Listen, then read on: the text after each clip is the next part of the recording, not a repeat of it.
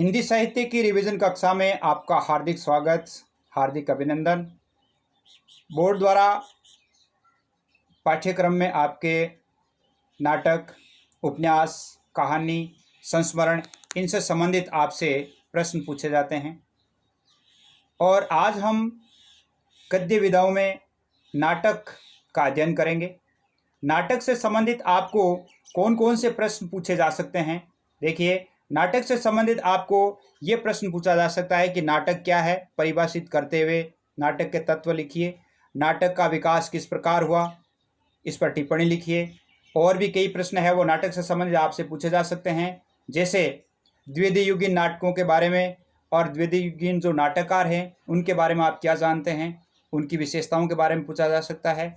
भारतेंदु युग में नाटक विधा किस प्रकार विकसित हुई, इसके बारे में आपसे पूछा जा सकता है। और नाटक से संबंधित छायावादी नाटककारों के कृतित्व का परिचय दीजिए। छायावादी हो, द्विवेदी युगीन हो, प्रसाद युगीन हो, प्रसादोत्तर युगीन हो, किसी भी युग का कृतित्व परिचय है वो पूछा जा सकता है। नाटक और अन्य विधाओं में क्या अंतर है, नाटक और अन्य विधाओं से संबंधित, जैसे नाटक और एकांकी में क्या अंतर है, नाटक और उपन्यास में क्या अंतर है, नाटक और कहानी में क्या अंतर है, इनसे संबंधित आपके प्रश्न बोर्ड परीक्षा में पूछे जा सकते हैं। तो आज हम इन सभी प्रश्नों का समाधान करेंगे। इस प्रकार के जो प्रश्न आते हैं हम उनका उत्तर कैसे लिखें।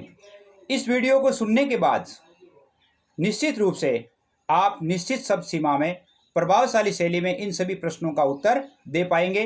तो आइए हम शुरुआत करते हैं गद्य विधाओं में जो नाटक का परिचय है। हिंदी साहित्य की जो गद्य विधा है नाटक, यहाँ से शुरू करते हैं। आपका भविष्य उज्जवल हो। आपको वीडियो पूरा देखना है, पूरा देखने के पश्चात ही आप नाटक से संबंधित, इस विधा से संबंधित सारे प्रश्नों के उत्तर दे पाएंगे। आइए शुरू करते हैं रिवीजन। हिंदी गद्य विधाओं में आधुनिक काल में आपके पाठ्यक्रम में जैसे नाटक, एक कहानी, उपन्यास, रेखाचित्र, संस्मरण, डायरी, यात्रावृत्त, निबंध, एकांकी, इनसे संबंधित प्रश्न आपके बोर्ड परीक्षा में पूछे जाते हैं। इनमें से पहली विधा आज हम पढ़ते हैं और वो है नाटक। नाटक में आज हम पढ़ेंगे इस वीडियो में नाटक का अर्थ क्या है, नाटक शब्द की व्युत्पत्ति किस प्रकार हुई, नाटक कितने प्रकार के होते हैं, और विभिन्न युगीन जो नाटककार हैं और उनके नाटक किस प्रकार लिखे गए हैं, कौन कौन से नाटक लिखे गए हैं, नाटक के तत्व क्या क्या होते हैं, एक नाटक जो होता है उसके लिए आवश्यक तत्व कौन कौन से होते हैं, ये आज हम पढ़ेंगे। तो सबसे पहले हम नज़र डालते हैं नाटक शब्द की व्युत्पत्ति पर। तो नाटक शब्द की व्युत्पत्ति नट शब्द से हुई है, जिसका अर्थ वैसे नृत्य करना होता है। और संस्कृत में नाटक शब्द के लिए रूपक, नाट्य इत्यादि शब्दों का प्रयोग किया जाता है। आचार्य भरतमुनि जो है वो नाटक की क्या परिभाषा देते हैं, वो ये कहते हैं कि संपूर्ण संसार के भाव का अनुकीर्तन ही नाट्य है। संपूर्ण संसार के भाव का अनुकीर्तन ही नाट्य है। हिंदी भाषा में नाटक क्या है?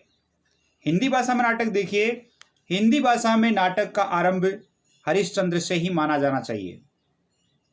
हरिश्चंद्र ने सबसे पहले लिखा था, वहीं से माना चाहिए, भारतेंदु हरिश्चंद्र से ही, यहीं से नाटकों की शुरुआत हुई। इससे पूर्व 1610 ईस्वी में प्राणचंद चौहान ने रामायण महानाटक नामक कृति की रचना की। नेवाज ने शकुंतला नामक कृति की रचना की, पर ये सभी नाटक के तत्वों को पूरा नहीं कर पाते हैं, इसलिए इन्हें नाटक के अंतर्गत नहीं रखा गया है। साहित्य दर्पणकार जो विश्वनाथ है, साहित्य दर्पण के रचयिता विश्वनाथ, उन्होंने नाटक की क्या परिभाषा दी है? उनके अनुसार नाटक वह रचना है जिसकी कथा वस्तु इतिहास प्रसिद्ध हो, जिसमें समस्त गुणों के साथ अनेक रसों का समावेश हो, और नाटक में 5 से 10 तक के अंक होते हैं। कम से कम 5 अंक और अधिक से अधिक 10 अंक होते हैं। 10 अंक से अधिक जब होते हैं तो उसे महानाटक की संज्ञा दी जाती है। भारतेंदु हरिश्चंद्र क्या लिखते हैं इनके बारे में? भारतेंदु हरिश्चंद्र की परिभाषा है कि नाटक शब्द का अर्थ नट लोगों की क्रिया है। नट लोगों की जो क्रिया है, लिखी हुई बात को नट लोग जो वो क्रियान्वित करते हैं, तो वही नाटक है। बाबू गुलाब राय इसकी परिभाषा देते हैं कि नाटक में जीवन की अनुकृति को शब्दगत संकेतों में संकुचित कर उसको सजीव पात्रों द्वारा चलते फिरते प्राण रूप में अंकित किया जाता है। ये परिभाषा है। तो आपको इनकी परिभाषा याद होना जरूरी है, क्योंकि जब नाटक से संबंधित नाटक का परिचय पूछा जाता है कि नाटक क्या है, इसके विकास कैसे हुआ इसका, तब आपको इसके तत्वों के बारे में, इसके विकास के बारे में लिखना होता है। अब हम देखते हैं कि नाटक के तत्व कौन कौन से हैं। नाटक के लिए आवश्यक तत्व क्या है। जैसे पहला है कथावस्तु। पहला क्या है? कथावस्तु। कथावस्तु, नाटक की कथावस्तु रोचक, प्रासंगिक और सारगर्भित, सुव्यवस्थित और सुगठित होनी चाहिए, तभी वो नाटक है। नाटक की कथावस्तु सफल हो सकती है। अब नाटक की कथावस्तु किस प्रकार चलती है? नाटक की कथावस्तु के 5 तत्व होते हैं। सबसे पहले आरंभ होता है, फिर यत्न किया जाता है, फिर प्रत्याशा होती है, फिर नैताप्ति होती है, फिर फलागम होता है, यानी लास्ट जो अंतिम जो होता है, अंत में उसका फलागम यानी नाटक का जो अंत है वो फलीभूत होना आवश्यक होता है। नंबर 2 है नाटक के तत्वों में कि पात्र।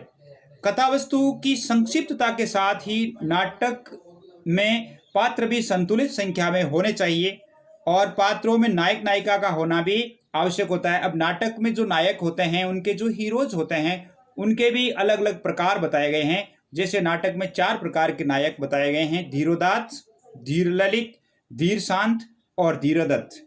यानी इनका परिचय हमें नहीं देना है, इनका परिचय देने के लिए बहुत ज़्यादा लंबा हो जाता है वीडियो, तो इसलिए हमें इनके प्रकार ही लिखने हैं। तीसरा इसका तत्व तीसरा जो तत्व है वो है इसमें कथोपकथन। कथोपकथन माने संवाद, आपस में जो बातचीत होती है उन पात्रों के बीच में, उसे कथोपकथन कहा जाता है। इसके लिए संवाद शब्द का प्रयोग भी किया जाता है। कथोपकथन ही पात्रों की मनोवैज्ञानिक स्थिति को प्रकाशित करते हैं। चौथा जो इसका तत्व है वो है देश काल और वातावरण। देश काल और वातावरण यह भी एक इम्पोर्टेंट तत्व है, मुख्य तत्व है। देश काल ही नाटक में परिपक्वता और निखार लाता है। देश काल में नाटककार को 3 बातों का ध्यान रखना चाहिए कि उस समय का वातावरण है या जब नाटक वो लिख रहा होता है, तो देश काल के लिए उसे 3 बातें ध्यान में रखनी है। पहली बात, देश काल कथा वस्तु के अनुरूप होना चाहिए, यानी नाटक का जो विषय है उसी के अनुरूप, कथा वस्तु के अनुरूप ही देश काल होना चाहिए। समय की स्थिति का वर्णन है वो किया जाना चाहिए। दूसरी बात है, घटनाओं में स्वाभाविकता की प्रतीति होनी चाहिए। घटनाएं जो होती है वो ऐसा लगना चाहिए कि ये घटनाएं स्वाभाविक है।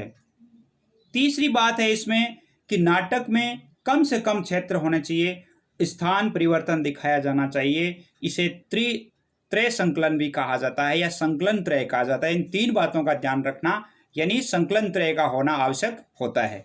5वां जो नाटक का तत्व है वो है भाषा शैली।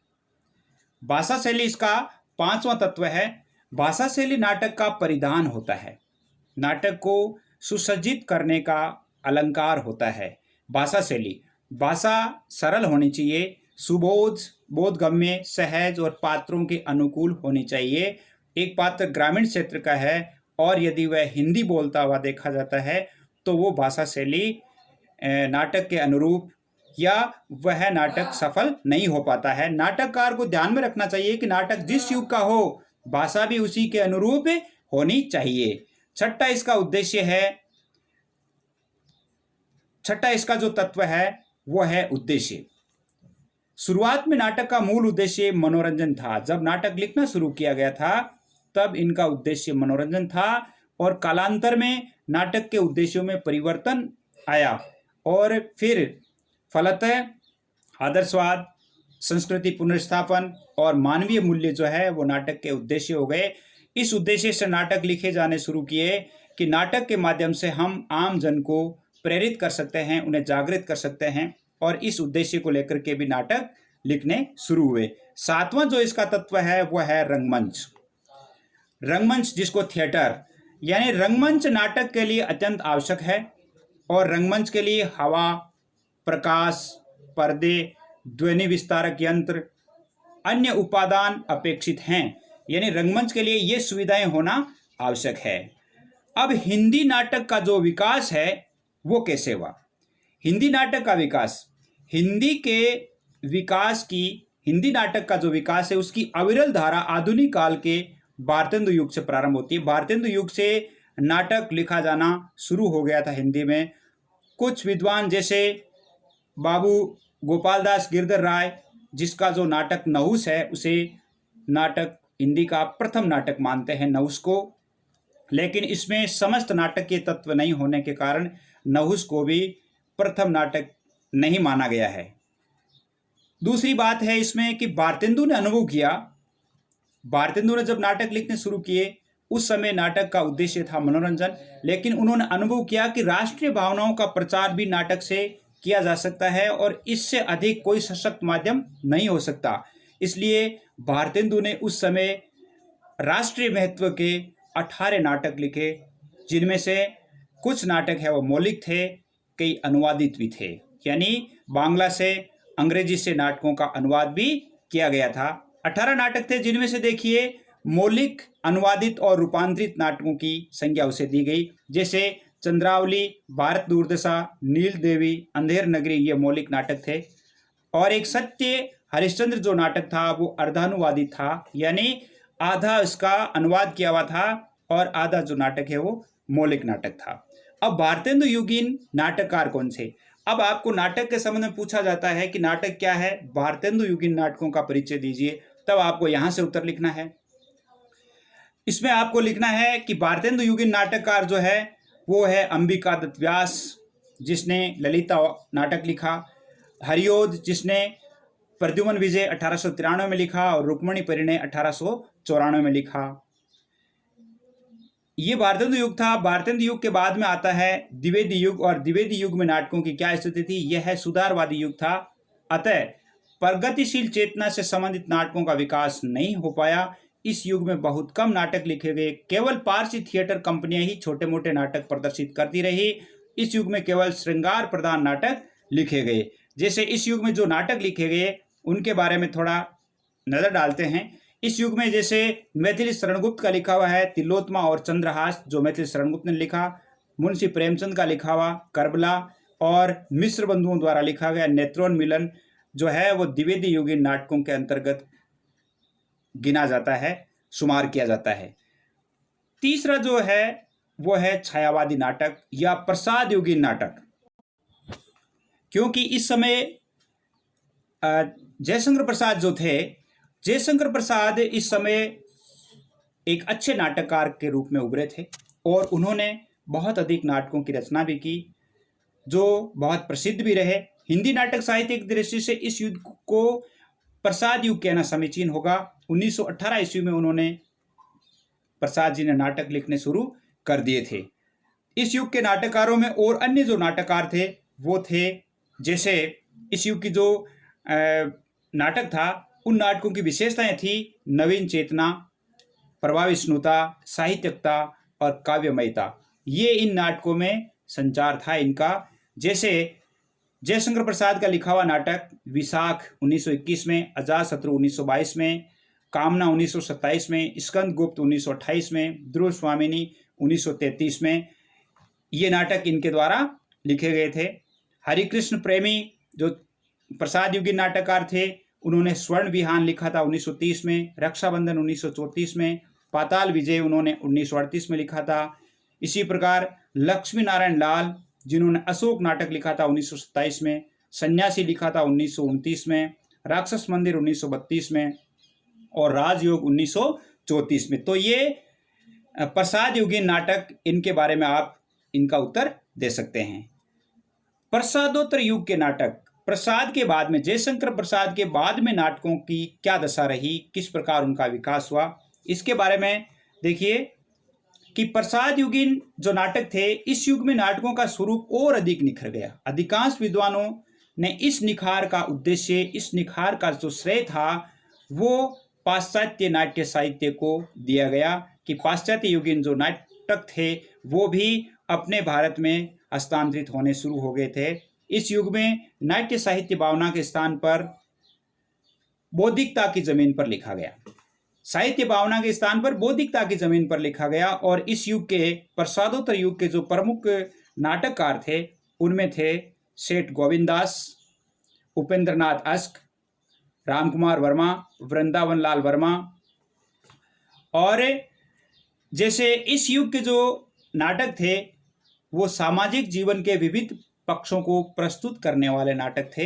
यानी इस युग के यहाँ पर लिखा हुआ है, इस युग के नाटकों में सामाजिक जीवन के विविध पक्षों को प्रस्तुत किया गया है। इस युग के जो प्रमुख नाटक थे वो थे जैसे उपेंद्रनाथ अस्क और उपेंद्रनाथ अस्क का लिखा हुआ पराजय 1937, छठा बेटा 1940 और स्वर्ग की झलक, ये उपेंद्रनाथ अस्क के लिखे हुए थे। प्रसादोत्तर युग के नाटकों में सामाजिक संदर्भ, सरलता, स्पष्टता, अभिनयता, प्रभावशीलता इत्यादि गुण हैं वो भरपूर थे। इस युग के नाटकों में जैसे डॉक्टर रामकुमार वर्मा जिन्होंने विजय पर्व लिखा जो कि सामाजिक युग से संबंधित है। इसके अतिरिक्त भी इस युग के जो नाटककार थे वो कौन कौन थे? इसके अतिरिक्त थे जैसे चतुर्सेन शास्त्री, अमृतलाल नागर, चंद्रगुप्त विद्यालंकार, विष्णु प्रभाकर, जयनाथ नलिन, पृथ्वीनाथ शर्मा, रमेश मेहता, रांगे राघव, देशराज दिनेश, राजेश शर्मा, ये सभी इस युग के नाटककार थे। अब इस युग में प्रसादोत्तर युग में जो नाटक लिखे गए वो कौन से थे? जैसे लक्ष्मी नारायण मिश्र के द्वारा लिखा गया था अपराजिता और चक्रव्यूह, हरिकृष्ण प्रेमी के द्वारा लिखा गया था आहुति, स्वप्नभंग, विषपान, सांपों की सृष्टि, उदार, अमृतपुत्री, बंधन और छाया। एक थे गोविंद वल्लभ पंत जिन्होंने सुहाग बिंदी और ययाति नामक नाटक लिखा था। इसके अलावा उदय शंकर भट्ट थे जिन्होंने शक विजय, क्रांतिकारी, नया समाज, पार्वती ये नाटक लिखे थे उदय शंकर भट्ट ने। तो प्रसादोत्तर युगीन जो नाटककार हैं उनके बारे में आप लिख सकते हैं। इसके बाद थे साठोत्तर नाटक यानी 1960 के पश्चात जो नाटक लिखे गए उनके बारे में। जिस प्रकार काव्य में प्रयोगवादी काव्य का दौर चला उसी प्रकार नाटक के क्षेत्र में 1960 के पश्चात के नाटक साठोत्तरी नाटक के नाम से जाने गए। इस युग में जो नाटककार थे उन नाटककारों को और रंगकर्मी को एक विशाल अपूर्व कार्य क्षेत्र प्रदान किया गया। और साठोत्तरी जो नाटककार थे उन नाटककारों में बहुत ही प्रसिद्ध नाटककार थे जैसे मोहन राकेश का आषाढ़ का एक दिन, लहरों के राजहंस और आधे अधूरे मोहन राकेश के जो लिखे हुए नाटक है वो साठोत्तरी नाटकों में आता है। डॉक्टर धर्मवीर भारती ने सूर्य की अंतिम किरण से सूर्य की प्रारंभिक किरण तक और 8वां सर्ग ये धर्मवीर भारती का लिखा हुआ था। इसके अलावा लक्ष्मी नारायण लाल जिन्होंने तोता मैना लिखा, अंधा कुआं, रक्त कमल, अब्दुल्ला दीवाना, मादा कैक्टस, शगुन पंछी ये लक्ष्मी नारायण लाल ने लिखे थे। सुरेंद्र वर्मा जिन्होंने सूर्य की अंतिम किरण और 8वां सर्ग लिखा था। इसके अलावा मणि मधुकर जिन्होंने रस गंधर्व, बुलबुल, सराय, छत्रभंग इत्यादि नाटक है वो लिखे थे। तो साहित्य विधाओं में जो अन्य विधाएं होगी, इसके अलावा जो अन्य विधाएं होगी वो सारी विधाएं एक ही वीडियो में अपलोड कर दी जाएगी। नाटक से संबंधित थोड़ा वीडियो लंबा था इसलिए नाटक को केवल एक ही विधा को अपलोड करना पड़ा। अब जैसे कहानी है, संस्मरण है, रेखाचित्र है, उपन्यास है, यात्रावृत्त है, निबंध है, एकांकी है, ये सभी एक ही वीडियो में अपलोड कर दी जाएगी। धन्यवाद। जय हिंद, जय भारत।